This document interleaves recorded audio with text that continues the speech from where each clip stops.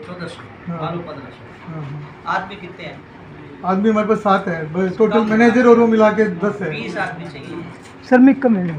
महाराज हम तो कह रहे हैं, हमने सबको कह दिया हमें श्रमिक और दो आप, कोई सुझाव देवे तभी है। खिला रहे हैं। श्रमिक भैया तो आवा तो ही तुरंत खानी विकल भाई 7 लाख लग गया, 7 में 4 कुर्सी का 3 बंदा है।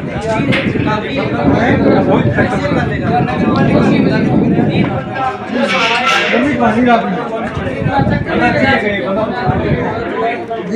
देखो चिल्लाते ना कि लोग श्रमिक और दे यानी क्या करे है बंदा देर काम कर सके, जिम्मेवारी जो बंदा होता है कमेटी तो एक यहाँ कोई भी नपट पहुँचना भी वो जिम्मेवारी लेवे को वो काम कर सके, वो कौन कर सके, वो अपन प्रयास करना पड़ा है। एक बंदा ने अपन ध्यान है हमने वर्कर को नहीं, तो वर्कर की पूर्ति अपन ने करनी है। अध्यक्ष का कर सकते हैं पहले तो रोज आता सामान रखते हैं, कोई गाय बीमार होगी तो किसान है अब व्यवस्था आपकी डगमगार है। गाय बीमार है, स्वस्थ नहीं है, गाय कमजोर बहुत है, सफाई का नाम नहीं है, तो ये व्यवस्था आप कर सकते हैं। ऐसा नहीं है कि नहीं कर सकते, कोई आदमी जा सकता नहीं है कि तू नहीं आया वो यहाँ। महीना है और आज हमारे साथ बाल संत भोले बाबा हैं। बाबा भोले बाबा का नाम गौ सेवा के अंदर राजस्थान में नहीं पूरे देश भर में जाना पहचाना है।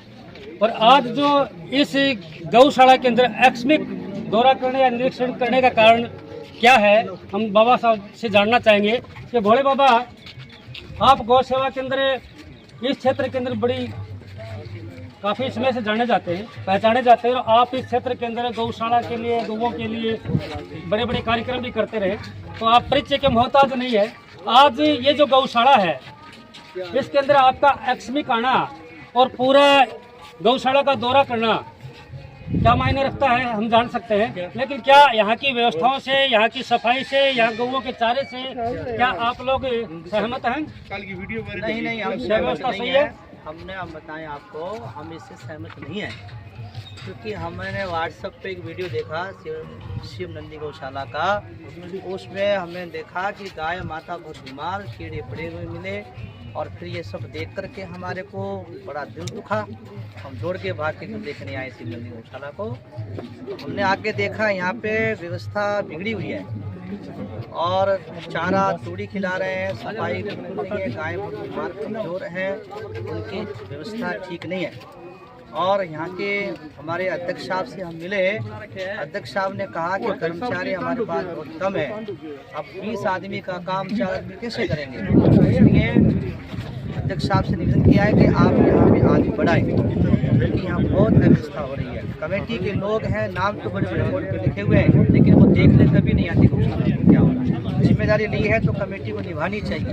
बड़ा दोष गौशाला के जो अध्यक्ष हैं अनिल जी धानुका, वो जिला लोकपाल भी हैं और बड़े जिम्मेवार आदमी हैं। और अभी आपको जो इन्होंने काफ़ी कुछ बताने का प्रयास किया, आपको संतुष्ट करने का प्रयास किया, कमेटी के बारे में इन्होंने बताया, क्या आप उनकी बातों से सहमत हैं, संतुष्ट हैं? अनिल जी धानुका जी अध्यक्ष साहब तो बहुत अच्छे आदमी हैं, वो कम से कम आए तो हमारे से मिलने के लिए, गौशाला को देखने के लिए, और उन्होंने हमारी यही मजबूरी बताई उन्होंने अपनी कि हमारे पास आदमी विस्तार कम है और उसे हम बढ़ाएंगे, आप हमारा साथ दिए। तो हमने भी अनिल जी को कहा है कि हम आपका साथ देंगे, आप उसको जिम्मेदारी से इस कार्य को कीजिए और इस गौशाला को बढ़िया बनाइए, हम उनके साथ हैं। आगे इस धर्म गौशाला के अंदर सुधार हो, इसके बारे में आप क्या कहना चाहेंगे? हम यही कहना चाहेंगे कि जो कमेटी है गौशाला की, उस कमेटी को यहाँ आना चाहिए, जिम्मेदारी ली है उसको निभाना चाहिए, और यहाँ पे कर्मचारी बढ़ाने हैं, और जो व्यवस्था हुई है उसके में ठीक करके और उसको ठीक करके चलाना है। सभी कमेटी को ध्यान देना है। अभी आपने जो वार्ड पर देखा है, शहर के नामी लोग उसके अंदर हैं, बड़े बड़े डॉक्टर हैं, बड़े बड़े क्लबों के अध्यक्ष हैं। अभी यहाँ हम जो देख पा रहे हैं तो यहाँ उनमें से शायद एक या दो के अलावा कोई नज़र नहीं आ रहा। तो यहाँ की कार्यकारिणी के बारे में आप क्या कहना चाहेंगे? क्या वास्तव में गौ सेवा है या कुछ इसके अलावा भी कुछ अलग है? ये कार्यकारिणी की लापरवाही है, यहाँ अवस्था हो रही है बहुत ज़्यादा, और जिम्मेदारी लोग हैं और जिम्मेदारी नहीं निभा रहे हैं। आते ही नहीं है, घरों पे बैठे हैं, गायें यहाँ दुख पा रही हैं, भूखी प्यासी ढूंढ रही हैं, बीमार है, इनको बड़ा दोष लगेगा कमेटी वालों को। आपने नाम लिखाया कमेटी में, आपका पद मिला है तो आपको जिम्मेदारी मिली है, उसको अच्छी तरह निभाना चाहिए, गौ की अच्छी सेवा करनी चाहिए, सफाई पर ध्यान दें, चारे पर ध्यान दें, स्वास्थ्य पर ध्यान दें, सबको आकर एकता के साथ पूरे गौशाला को संभालेंगे तभी काम होगा। समय देने के लिए धन्यवाद बाबा जी। बाल संत भोले बाबा ने बेबाक शब्दों में कहा कि मैं इस गौशाला की व्यवस्था से, यहाँ की कार्यकारिणी से, यहाँ की सफाई व्यवस्था से और गायों को जो चारा दिया जा रहा है, मैं किसी भी बात से जो है कि संतुष्ट नहीं हूँ। और अगर ऐसा ही चलता रहा तो इनको गौ हत्या जैसा पाप जो है इन लोगों को लगेगा। इनको गाय के नाम के ऊपर राजनीति नहीं करनी चाहिए। आपके इस गौशाला के अंदर माननीय भाई जो लिस्ट में लंबी लिस्ट है और जितने भी सामाजिक आर्थिक राजनीतिक जो संस्थाएं जिनके नाम आपके पीछे लगे हैं, सभी आपकी संस्था के अंदर सदस्य हैं या पदाधिकारी हैं। तो हम समझते हैं कि इस संस्था के अंदर बजट की तो कोई कमी नहीं हो सकती, क्योंकि शहर की सभी संस्थाएं और आप स्वयं भी इतने सक्षम है, कमजोर व्यक्ति नहीं है। तो हम जान सकते हैं कि आज जो प्रत्यारोप आपके ऊपर लग रहे हैं,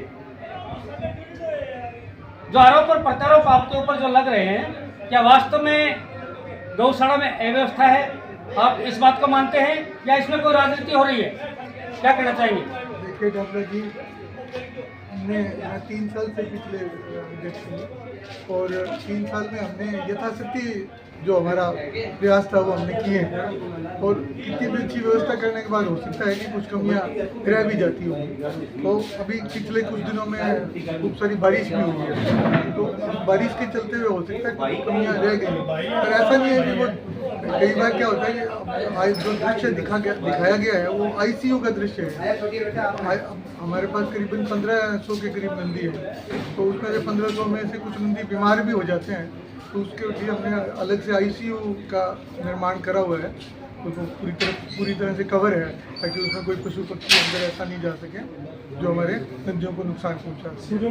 तो उस जो दृश्य लिया गया वो नदियों का, जो आईसीयू के नदी है उनका दृश्य है, तो वहाँ तो जो दिखाया गया है वो वास्तविकता नहीं है जी। आपका कहना ये है कि जो दिखाया गया है वो वास्तविकता नहीं है, ठीक है ना? तो आप जो अभी भोले बाबा से हमारी बात हुई, हमने कहा कि क्या आप गौशाला की व्यवस्थाओं को लेके संतुष्ट हैं? तो उन्होंने कहा मैं संतुष्ट हूँ, व्यवस्था ठीक नहीं है।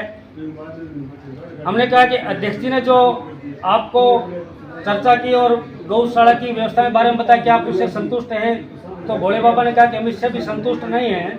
तो क्या आप बता सकते हैं कि भोले बाबा असंतुष्ट क्यों रहे? भोले बाबा का कहना था कि जैसे हमारे पास अभी 7 कर्मचारी हैं, तो भोले बाबा का कथन ये था कि कर्मचारियों की संख्या बढ़ाई जानी चाहिए। तो हम भी इस बात से संतुष्ट हैं, इस बात को कहते हैं कि कर्मचारियों की संख्या बढ़ाई जानी चाहिए।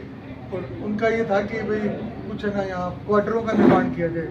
तो हमारी ये नंदीशाला है जो ये नगर पालिका के अधीन आती है, तो हम इसमें कोई भी निर्माण अपनी मर्जी से कर नहीं सकते। तो मैंने उनको अवगत करवाया कि हम लोग नगर पालिका से इस संबंध में बात करेंगे, तो जैसा भी नगर पालिका का निर्देश होगा उनकी पालना करते हुए आगे का कार्य हम लोग करेंगे। आप गौशाला की व्यवस्था सुधारने के लिए या इसका कोई विस्तार करने के लिए आगे आपकी क्या प्लानिंग है? आप शहर के या क्षेत्र के लोगों से क्या उम्मीद करते हैं?